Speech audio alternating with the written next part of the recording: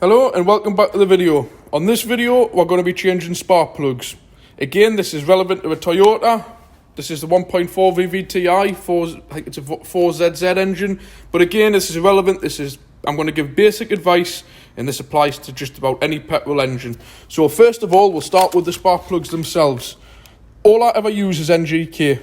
I know I rave on about Bosch and stuff and Denso, but to me, NGK is the main plug that I use. NGKs by far, in my opinion, are the best spark plugs. I think I only paid about £4 for these on eBay. So these are just, again, make sure they're correct. Sometimes I would say take the plug out of the car and compare it, but you don't know who's put the plugs in before. And spark plugs cause a lot of issues with cars for poor running. But for these, I do know, I've been on the Toyota site and checked, and these are definitely correct for this vehicle. And again, if you look on the plug, if it's written on there, just maybe you see it, made in Japan, proper, original. And I checked on the various sites, and these are the plugs that these cars left the factory with. I haven't got a clue what's in. They might be brand new, but they're getting changed. So I'll put them to one side. You don't need many tools for this job. A 10mm long reach, because I've just took the engine cover off, and that's just got two 10mm bolts, and I've took that off previously. And then again, 10mm along there. I've slackened those off. You just need to disconnect the wires, but just be careful. Have a push fit. When you're doing it, if any of them feel tight, do not force these plugs, because if you break them, it's all part of the harness. So that's them disconnected, and these are just four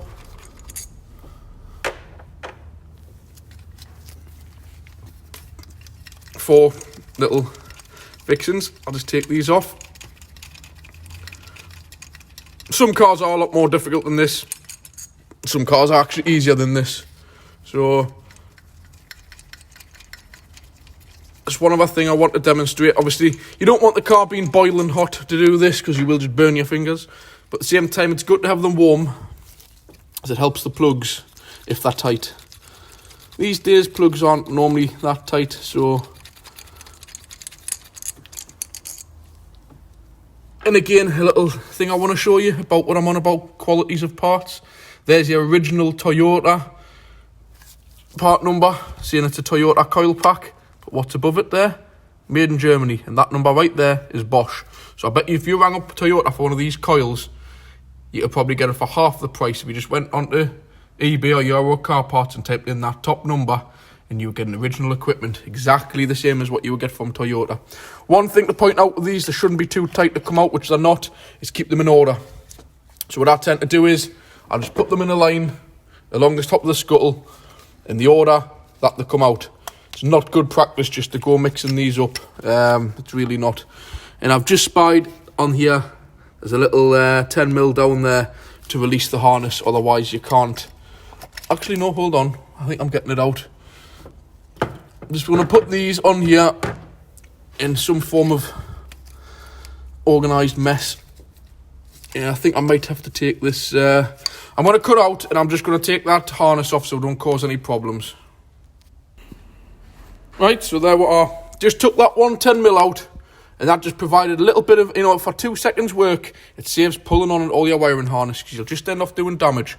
And obviously I'll put them in order. 4, 3, 2, 1, so you know what order to put them in.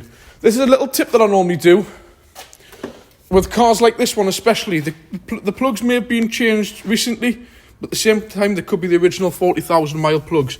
Just get a little bit of WD-40, you won't do any harm, and just spray them down each port. Not loads, but just enough, just to soak down into the threads. So I'm going to cut out. Just going to have myself a cup of coffee, and then we'll come back to the video. And that helps, believe me. Just leaving it like that. And if you do find that they're tight, just crack them off just a little bit, and do that again, and leave them in. So that's kind of where I'll leave it for now, and I'll cut back in a moment. Oh, and here we go.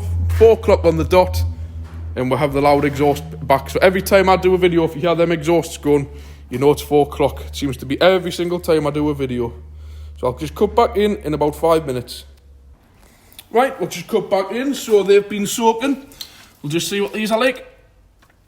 Yeah, perfect. So Next one. Yep. You've got to put a little bit of force onto them, but do not go over the top. Yeah, they're perfect. So, just wipe them out by hand.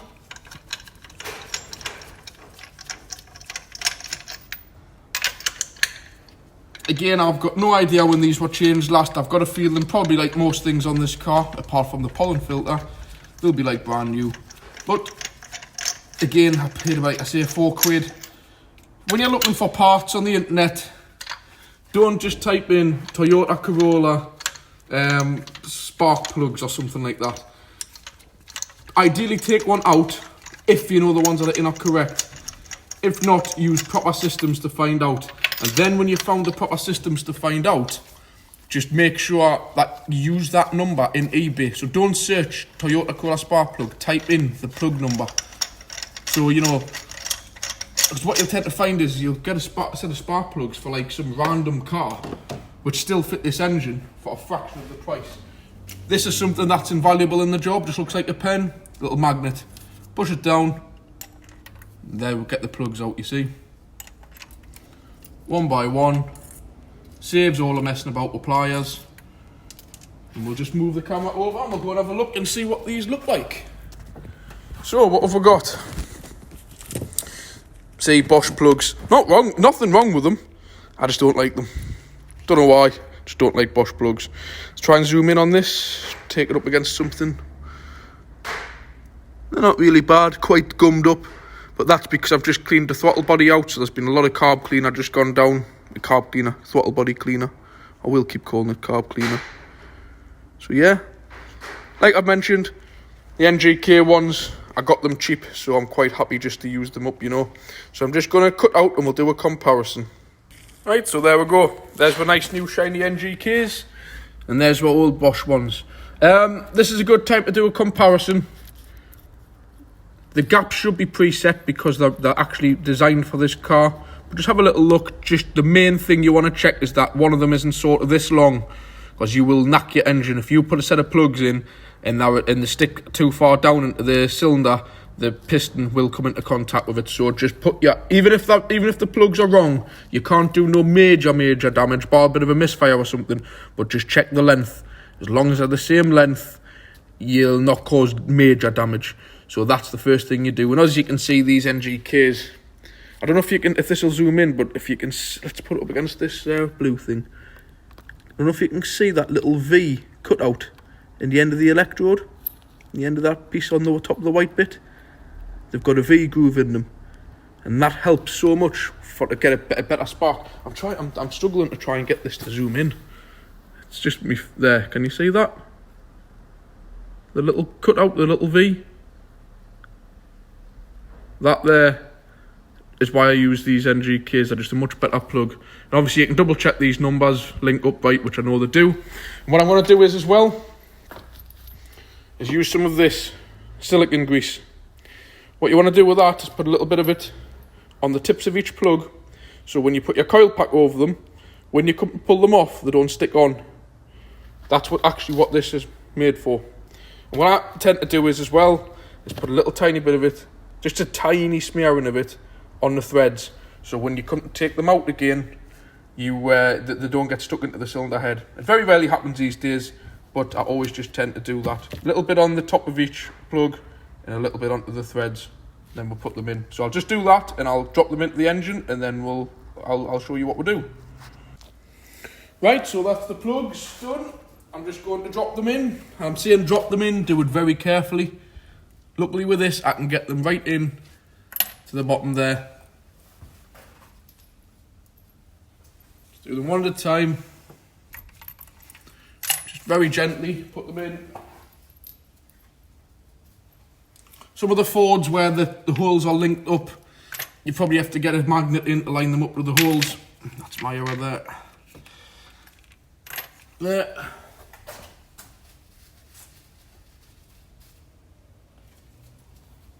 So what you need to do is, just by hand, drop you need a proper spark plug socket. Just wind them in.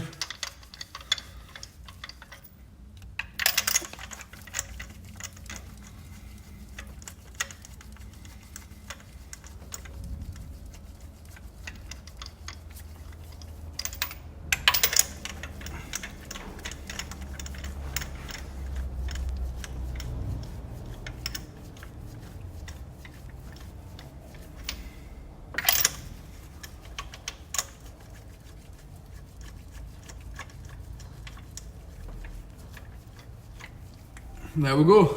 So now they're nipped up, you get the ratchet, just a small ratchet. You don't need a breaker bar. And just, they've got what you call a compression ring on them. In fact, I'll show you. On the old one, it's just this little ring here. And that is designed to crush down onto the cylinder head. So what you do is you can feel them start to crush, and then it gets tight like that. I could go doing full-on garage technical stuff for you and get the torque wrench out and check the manufacturer's recommendation for the torque setting for the plugs, but then people will probably just say bore off. You know, we don't have that kind of thing on my driveway. So I'm just trying to do this for the average person doing a service on their driveway, or, you know, just wanting to know a little bit of advice. I've done probably millions of these plugs, so I know what's tight enough. So once they're nipped up, you just go, and I just generally give them all basically from basically 1 o'clock to 2 o'clock. Tighten. There. And that's it. You don't go putting breaker bars off. To be quite honest, if you're not sure what you're doing, take it to a garage. I'm just trying to show the general members of the public, you know, sometimes what's involved doing a job. You know, like when I do a full service, I've got to do all of this on top of dropping the oil, doing the oil filter, doing the air filter, doing the pollen filter, taking the wheels off, stripping the brakes, just so you can see that these aren't just 2-minute jobs. And by the way, this is a really easy one to do. This is, you know, not even scraping a 2 or 3, not even a 2 out of 10. So just so you know that. So now we're going to put the coil packs in. I'm just going to there's somebody come to the door. I'll have to just cut out. Right, and there we go. That's all of the, just make sure all the plugs connect properly. And you put all your 10 mils back on. Obviously, I don't need to show you putting the engine cover on. Then all you need to do is the final step, which is start the engine up. Check you haven't got any misfires or any kind of funny, you know, symptoms. We'll just start it up. There we go, perfect. That's how you change the spark plugs on a Toyota Corolla or more or less any other engine. Give it a little rev. The light's just decided to die. There we go. No misfires or nothing like that. So we can just turn the engine off so I don't gas myself. Not advisable running an engine in an enclosed space. So, that's how you change the spark plugs. My best advice I can give you. There is some more complicated ones I might do a video on. While I've been videoing, the parcel's just arrived. This will be a video I'll be following this on from. I'm going to do the oil change next. I'll show you a basic way of doing oil and filter change. And I've got 3 tins of this spray wax oil, which I'm going to do a basic. Need to do the job properly. What we need is the spray gun and a big 5-litre can of it, like that, using the compressor with compressed air. But for the moment, I haven't got a great deal of time. We'll just do what we can and get as much done as possible with 3 cans of this stuff. I'm a little bit disappointed. I contacted this company and I was on eBay. There were 3 cans for £20 posted to your door. And then overnight, after my email, they went up to 25 for no reason. So I got them on Amazon Prime for 25, and I asked if I could do an offer, do a deal with them, and basically he says, yeah, he'll do them for, I can't remember how much it was, something like £8 a can. If I bought a box of 12 or 2 boxes of 24, and here they were being sold cheaper as a pack of 3 on eBay and Amazon. By the way, from the same company, not different companies. So we'll see how good this product is, but I wasn't overly keen the fact that they were going to charge me more to buy 2 boxes of 12 than what I can buy 3 for. Nevertheless, I'll give it a go. I'm only interested in how good the product is and if it works. So we'll come to that on another video. So thank you for watching. If you like this kind of stuff, like, subscribe, share it to your friends, and thank you for watching. I'll see you next time. Bye.